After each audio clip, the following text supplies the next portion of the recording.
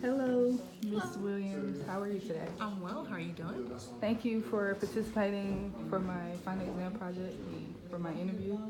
Okay, so the first question is, how long did you date before you got married?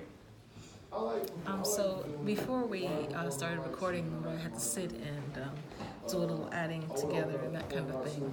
My husband and I were a little untraditional in that we met in college. We dated for a couple of years, and we had our daughter. There's an older daughter that you don't know of. She's grown up now, but she was born before we were married, so I had to figure that part out. But so the short answer to that is that we dated for 7 years before we got married. But before we had her, it was about 2 years before we had her that we were dating.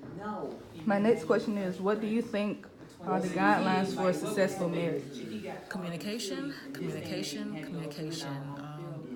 If your mate is not your best friend, it's not going to work. And part of why I think that's so important is that even when you argue, when your mate is your best friend and something happens, something good or whatever, you want to talk to your best friend, right? And so quite often, that's what gets you talking again. Because you're like, look, I got no one else to talk to because you are my friend. So I'm going to talk to you and we're going to get over whatever it is we were mad about. Okay. Yeah. What are some of the things you do to keep your marriage growing? That is learning different things, and that's for each of us. While we have a lot in common, we have our own separate interests, and so that kind of gives you more things to talk about, to interact with, to kind of show. You know, when you're young and you're dating, you want to show the other person, you know, what you like to do. You want to show them what interests you. But if your interests don't grow, that part leaves. So you growing personally is an important part of keeping the marriage growing. Okay. Well, both of you, I should say. Right. Yeah. What's one thing you think makes your relationship unique from other marriages? Unique. I think because of the start, when I mentioned about us having our daughter before we married, there are some relationships in where they get married because of the child. And so our daughter was 4 years old at our marriage. So when we got married, it was because we wanted to. There was no social obligation. There was no forcing. We were in love. We were best friends, and we wanted to be together. So Awesome. What's one thing you want to do together that you've never done before, and why? I would like to travel more. My husband is a bit of a funny dad. He's not here, so he can't defend himself. But I would like to travel more. You remember I talked about those experiences, and I think that's another level that I'd like to get to. I'm getting him there slowly. We're traveling more nationally, but I'd like to travel internationally. Okay. What special role has your faith in God played in your marriage? God is what has kept us together. There's no way around it. I remember one of our first big fights. And fighting is part of marriage, by the way. You know, it's part of any relationship. There's going to be disagreement. It's how you deal with it.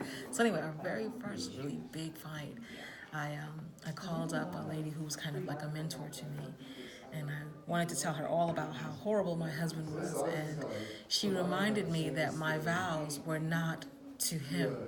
She reminded me that my vows were to God, that I had promised God that I was going to love him and be with him. And I was like, that's horrible.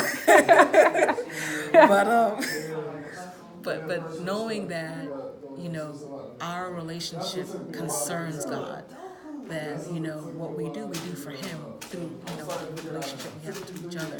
The other thing is through growing in God. We've grown in our relationship in terms of how to treat each other better, how to be more forgiving, to be really married and say that the two becomes one. That only happens if you accept all parts of that other person, the good, the bad, the ugly, and to know that they accept that of you. That's what grows you.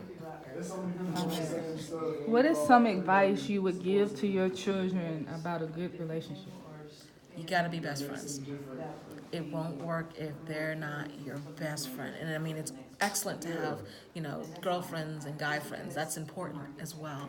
But the person that you choose as your mate, you've got to be able to be open with them in just about all things, and know that they accept you, and you've got to be accepting of them, and that's the only way. That's the big advice I would give. Okay. How has there been any significant event that has changed your marriage? What was the event? That's a tough one. Oh, can I actually, as I'm thinking, I'll come back to that question. Talked about best friends. The other thing is you gotta have fun with your mate, because there's no fun. Why are we doing this? So okay, that's a sidebar. But something that changed our marriage, I think maybe it was a sickness. Our youngest child became very, very ill, to the point we weren't sure if he was going to live. And it changed our entire family. We just valued each other and the time that we had more so. So that's what I would say was a changing point, yeah. Okay. If you were planning to get married all over again, what would you do differently? I would spend the money on rings and the honeymoon and forget everything else. Yeah, that's what I would do. That's it. Yeah, I mean, still get married in church, of course, but otherwise, we'll come back, have a big party. But yeah, a lot of people spend a lot of unnecessary time. And I mean, it's fun because it's your first time, but on the dress and the flowers, which cost way too much, and the hall and the this and the that. It doesn't add anything to the marriage unless you've got a solid foundation, unless you take the time to know your mate and become friends and find out what you don't like about them and still say, okay, yeah, that's fine, I can deal with it. Right. But I think because of the odd way we got together, we kind of got a chance to do it right the first time. We knew the worst of each other and we were okay with it. Okay. Share some of the blessings you have received and how have they brought you closer together? Of course, our number one blessings are our children. We have 2 children, Niambi and Ajani. It's just been a blessing to sit and watch them grow. And even though our big girl, she's an adult now, we still, revel in that. Other blessings have been like friends and family that's just kind of come. And I'm sure you know this for yourself, when you are around people that truly like each other, you want to be around them because it's just a good time. And we've been able to attract many others, and that's been a blessing. So our home is a quiet, nice place where people just kind of come and hang out. So that's been a blessing. What other blessings? Oh gosh, there have been so many. If you want to be practical, there is a financial blessing of a 2 income home, so that's nice. What else? Gosh, there's so many.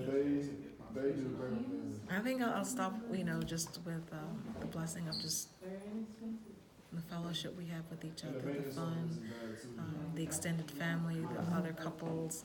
And it's not just couples that we interact with, but just other people that have come, because I've met good people through my husband, and he's met good people through me, and it just continues to go on and on. But okay, that's it. All right. Well, thank you for allowing me to interview you and enjoy the rest of your evening. Okay. I hope it's helpful.